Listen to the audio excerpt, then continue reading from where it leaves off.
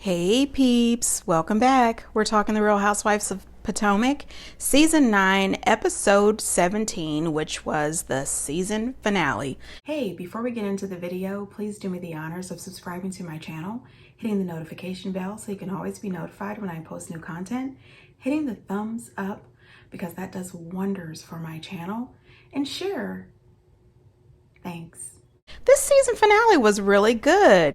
I do think that this season wasn't the best. I would say on a scale of 1 to 10, this season was probably a 6. However, the previews for that reunion look like it may be a 10 for the reunion, but we'll have to see. All right, so get down in the comments, you guys. What did you think of this season, minus Candace, minus Robin? I will have to say I did not miss Robin. What I did miss was Candace in the confessionals. I really miss her confessionals, and I think Candace would have been perfect this season for her confessionals regarding Mia and Jacqueline. All right, so the show starts off and Ray and Karen are at the house, and Karen is telling Ray that she wants to adopt some dogs and name them Gran and Dom. But Ray was looking at her as if to say, what the hell? You are not about to adopt some dogs. And I thought to myself, you have this court case that you are going through. Why in Sam hell would you want to adopt some dogs right now? And Ray doesn't want to be chasing around no dogs. No, ma'am. She does tell him that she's not walking in Stacy's show. She's a little upset with Stacy. She felt that Stacy should have been fair and neutral. What she really meant is she wanted Stacy's blind loyalty and she wanted her to stand by her side no matter what. Even though I was Team Karen in this argument with Mia, I still think Stacy has the right to comfort Mia if she wants to.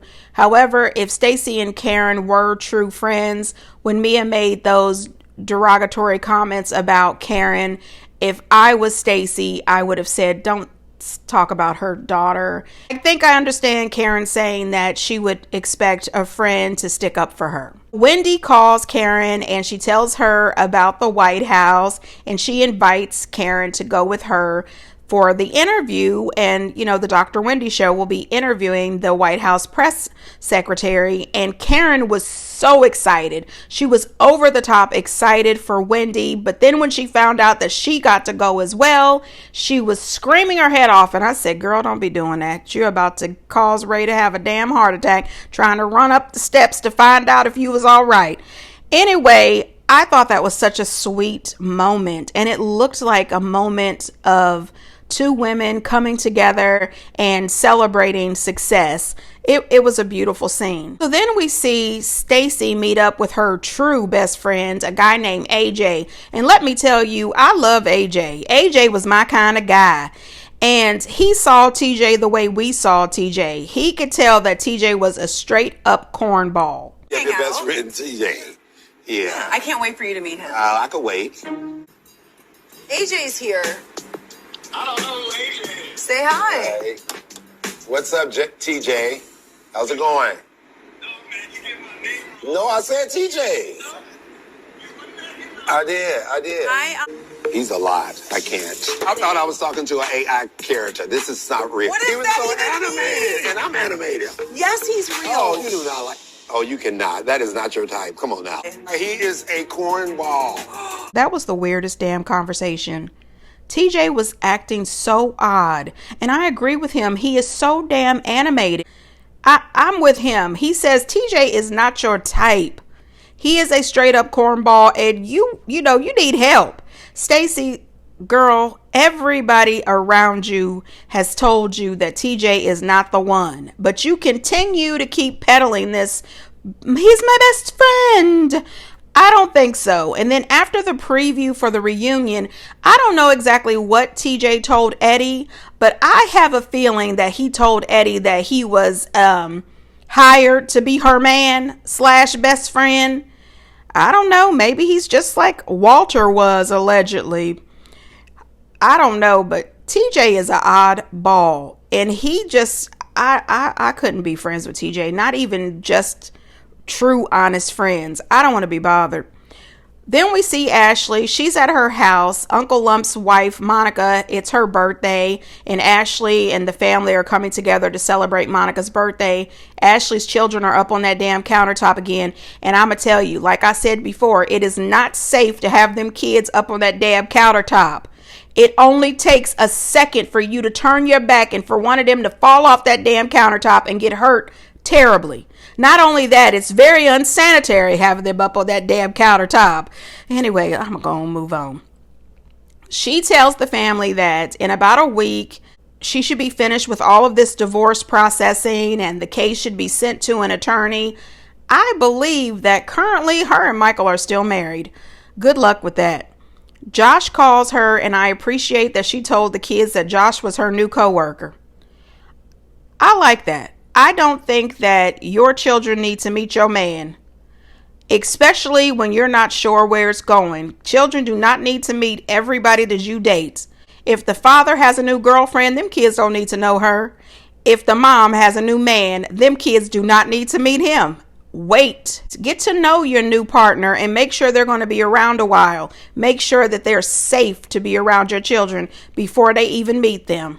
I think that's just the best way. But of course, my degree is in criminal justice and I watch a lot of Law and Crime and Discovery ID. I'm just saying, I don't trust anybody around my child. We see Giselle and the girls, and they're planning a Christmas tree in honor of her father. And it was such a beautiful, heartwarming, and funny scene all at the same time. So I understand how they feel, what they're going through. And like she said, there will be good days, there will be bad days. But you just have to keep putting one foot in front of the other to make it through. So I'm wishing the absolute best for Giselle and her daughters. Wendy at the White House. She is at the White House with Corinne, John, Pierre. That lady is amazing. She is bright. She is talented. She is a very dynamic person and talented. She was an amazing White House press secretary. Was amazing at her job. Seeing Wendy and Eddie is such a loving and supportive husband. Seeing her children there. Watching her little girl turn around to look at the screen to see her mommy doing what she does best. Wendy is accomplished, she is successful, and she is a great role model for her children and for other children. And it was really sweet to see Karen be invited. I am so proud of Wendy. I think that she is well-rounded when it comes to being a housewife. She is very classy, very smart, but she can be hood at the same time. She is a go-getter. She is still really married. You know what I mean? She is a real housewife, and I love her and Eddie's relationship. I really do. Eddie trying to give her a high five in their confessional. They looked amazing, but she was right. Eddie's suit was so damn tight. The man couldn't give her a high five. It was hilarious. Now listen, when we get to Stacy's event, I don't have any fashion sense. I don't know. But when we get to the event and I see Stacy, I thought, wow, her wig is nice. Her hair looks great. But you know, later a couple of the girls laughed at her wig. And I said, is her wig bad? I thought it was cute. I don't know nothing about wigs. Anyway, get down in the comments. Was something wrong with Stacey's wig? I liked it. TJ, he was rude as hell. I don't even recognize. Who's this? I know. What do you think? Yeah. If you love it, I do. Who does that? No man who really cares about a woman, who wants to be with a woman, who's friends with a woman, would ever say, if you like it, I love it. Not when they ask you, how do I look? Do you like my hair? You don't act like that. And what the hell was that running up to her friend AJ talking about we on the same team? What team, TJ? I mean, I ain't saying nothing, but I thought that was weird. I really did. He is so damn odd. I don't like TJ, not even a little bit. And when he was on that microphone and he announced his full name and then said, but everybody can call me TJ. Ray said, okay. I mean, what the shit? He is ridiculous. And then I can tell you now, when she tried to pronounce philanthropist, Giselle said that's why she got fired from Fox. Listen, I didn't want to laugh. I really didn't, but I couldn't help it. That was funny as hell. These people are crazy. Karen arrives to the event and Stacey pulls her to the side right away for this side conversation. Before they can really get into the conversation, you see Jacqueline. And you know, I'm so sick of her. They're talking about the upset between Karen and Stacey, and Jacqueline says, well, Mia didn't want to discuss her child's paternity at a drag show. When she's ready to discuss her child's paternity, it should be up to her. Well, listen, Mia discussed her child's paternity everywhere they went this season. Everywhere you guys went, Jacqueline. At both Ashley and Giselle's charity events, she talked about the paternity. Every Sprinter van ride, she talked about the paternity. Every lunch, she talked about the paternity. Every moment that she was with Ink, she talked about the paternity. So if Karen wants to bust her ass out, drag show it is. Shit, she could have brought it up in the damn bathroom. I don't give a shit. If she wants to talk about it everywhere they go, Karen should be able to bring it up and bust her ass out wherever the hell they are, drag show or not. So this conversation between Stacey and Karen, I thought, holy shit. Karen went low, in my opinion. But you know, I did doubt that Stacey would be able to hold her own in this group of women. And I'm telling you, Stacey had Karen stuttering a little bit. I think that Stacey did a good job sticking up for herself. I saw Stacey when you were yelling at me. That's how you look, with your blonde hair. This is an embarrassment. Butt your ass in the group, but kick your ass right out. I was the one encouraging your raggedy ass. Can you please not put your fingers in my face? I'm pointing. And raggedy, not at all, honey. I wasn't talking about your face. I talking about how you dress. This is Vivian's outfit. Are you talking about Vivian's I am design? talking about how you look in most things. Horrible. Classy. Now, let me sip. What are you sipping? Hard liquor. All right, so at one point, Karen told Stacey to zip it. That would have been an absolute get up and walk off for me. Conversation is done and over. Now, you're close to my mama's age, but you're not my mama, and you don't tell me to zip shit. Okay? Absolutely not. I did not appreciate that. However, Karen's moment in the confessionals with that scarecrow or witch or whatever the hell that was comic gold. It really was. That's the kind of crap I would miss if she goes to jail. That was hilarious. When Stacey asked her what she was drinking, I said, oh shit, Stacey done took the conversation all the way to hell. That was good. That was good. And Karen brings up Stacey drove through 3 stop signs. I said, Karen, what? Rolling through 3 stop signs does not compare to what you're going through. I mean, I one time got a ticket for failure to yield. I still think that was bullshit. I kind of yield. Anyway, that damn ticket cost me $75. Still pissed about it. I'm bitter about it. But I mean, Karen, you had 2 DUIs. Resulted in a crash. Ma'am, I do realize that if you fail to yield, which I'm still bitter about, or if you drive through 3 stop signs, you could cause an accident. But Stacey didn't cause no accidents. She got a few tickets, and she possibly have to show up in court if she don't pay them tickets on time. But I mean, seriously, you can't bring that shit up. Then she's going to tell that woman that she is in timeout. You've been demoted. You're an associate, not a friend. I said, well, shit. She got a history of throwing people into timeout. But if I was Stacey, I would just not give a fuck. You know, who gives a shit? I'm sitting at the same table with you, and there's what, 5 other girls I could talk to? Get the hell out of here with this bullshit. You know, something else I forgot too. TJ had said something to Stacey earlier in the episode, and he was rude. She was asking him, what did he think about the event? What did he think about her outfit? And he says, this is everything all at once. And one of those things that she was asking him about was her outfit and her hair. If coming to an event with her is too much, keep your weird ass at home. I mean, I am sick of him. I just thought, you were comparing this woman running 3 stop signs to all of your DUIs. You had 2 DUIs, an accident. Then you were so inebriated that you told that man that you were Thomas Jefferson's concubine. Like, what? How the hell does any of that compare? Then you told the man that he was poor and white. Just, damn it. In my opinion, Karen is down bad. I never thought that I would see Karen down this bad. I mean, wow. At the end of each season, she always usually ends up on top, and then she usually kills it at the reunion. This is terrible.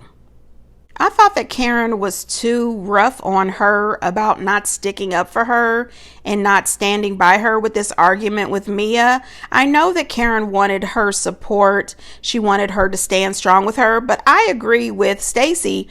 Karen is looking for soldiers, not for friends. She has every right to be supportive to Mia, if she wants to. I personally think that Stacey will learn to regret sticking up and standing by Mia when she realizes that Mia will not do the same for her and that Mia is a pathological liar. Also, I forgot, but when they were at Ashley's house and she started that singing, I said, why? Why did she start that singing out of no damn where? And Uncle Lump said, oh God, let's pack it up and go. And I mean, her mom was cracking up. Nobody wanted to hear that shit. I appreciate that she likes to sing and all, but girl, stop it. Oh, I did see online too that the reason Giselle looked so amazing at the reunion, she used Wendy's stylist for the reunion. She looked fantastic. Giselle comes in and she's wearing a really beautiful dress. At least I thought it was beautiful. Stacey said, here comes Giselle looking like Big Bird. After she had said Giselle looked like a beautiful princess in the dress, and I laughed my ass off. I said, I thought the dress was pretty, but here I go with no fashion sense. I thought she looked great. We find out that Wendy actually wanted to wear that dress, and Stacey said no, Wendy couldn't wear that dress because she didn't want Wendy to come in there and steal the night by looking better than her. But the truth is, the dresses that Wendy wore, Wendy looked amazing. She stole the show anyway. But Giselle said so because Stacey didn't want Wendy to wear the dress. She snuck back over to Vivian's and bought the dress. When she was on Watch What Happens Live, she said that after the event, she gave the dress to Wendy because Wendy really liked the dress and Giselle only bought the dress to wear to be petty. I thought that was fabulous. I love that. That is the kind of petty I can deal with. We also find out that Kay and Greg have split up a little bit. Kay tells the girls that they cannot get it back on track after their disagreement, and so they're not staying in the house together. And that's just another reason why I said many times, I don't think it's a good idea for dating couples to buy a house together because this type of shit happens. And now Kay and Greg have this house being built with both of their names on it, and the relationship is not working out. She needs to go on and move on. She deserves better. We find out that Stacey told Ashley about Karen's comments regarding Mia and Wendy. So as soon as Ashley gets the opportunity, she tells Giselle. So they decide to approach Karen and ask her about the comments. Now, one thing that I appreciate is Giselle said she has told Wendy before about the negative comments that Karen makes about her, but Wendy didn't want to accept it because it was coming from Giselle. I don't really blame her because Giselle has never been an ally or a friend to Wendy. This is the first season where you ever truly see Giselle giving Wendy an honest chance of friendship. I don't blame Wendy for not believing her at all.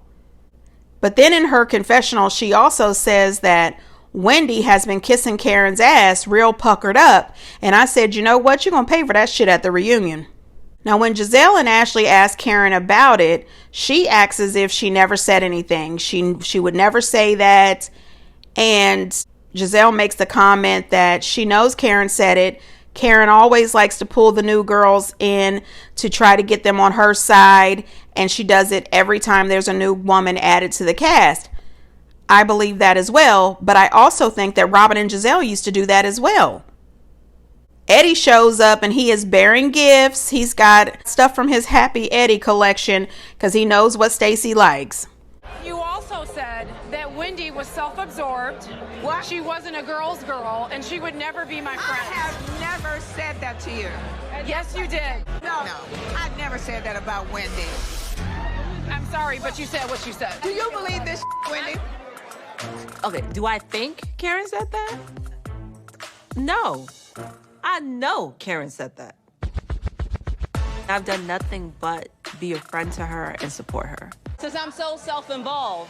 Oh, Wendy, please, I did not. Now, Giselle, she added a little razzle dazzle to that when she says that Stacey says Karen said that Wendy was a snake and Wendy was horrible and not genuine. Like, she added a little extra.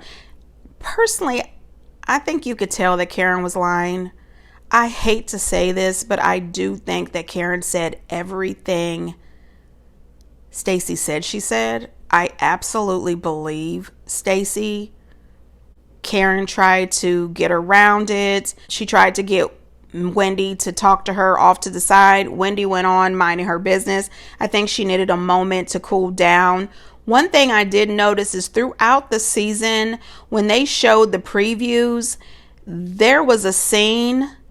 I have always held you down, off and on camera. I would have respected that from you. What happened to that scene? Why did Bravo remove that? It seems that after that event, Wendy and Karen had a sit down. Why didn't we get to see that? I do hate to see that it looks like Wendy was crying. She was very upset by this. And I think that they showed in the flashbacks and in Wendy's confessional, Wendy has been there for Karen. She has been riding hard for her. When the girls try to diss Karen or talk bad about Karen, Wendy has stood strong for her. And I think Karen said everything that they said she said. And I really hate that. Karen is wrong for this behavior. I don't know why she has a problem with Wendy. Maybe it's because Wendy is younger and more accomplished. I have no idea. So when they talk about it, they bring up the fact that Stacey was taken to Karen's favorite restaurant, Talio. Giselle said, yep, she knows she told her. She knows she told her. And Giselle pretty much spelled it out, if you ask me, and I'm paraphrasing. She says, Stacey seems to feel comfortable in the group now. She seems to know where her place is in this group, and she feels comfortable enough to tell the girls exactly what Karen said. And I think that's true. I think she knows, listen, even if Karen doesn't like me, there's other girls in the group that I can hang out with, other girls in the group that I can film with. Wendy makes a comment that if Karen had a life like her, she'd be self-absorbed too. And maybe that's why Karen made that comment. But to be honest, I think that Karen is self-absorbed. And I've never disliked that part about her. But she does make everything about her. And she loves being called the Grand Dame. I mean, we saw her even when she was drunk in her police interrogation room. She kept asking the man, does he know who she is? She's the Grand Dame. And Andy Cohen named her that. And you know, she was self-absorbed and drunk and, you know, Thomas Jefferson's concubine. The dog that Mia was walking with, that little dog is adorable. There was so many cute dogs here. Wendy deciding to adopt a dog without a word to Eddie was hilarious. And I said to myself, I bet she's not even going to walk that dog.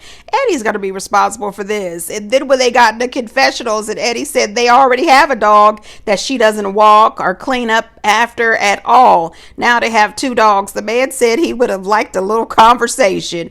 I think that if they had the conversation, she would have still ended up with that dog, even though she said she did get a little carried away.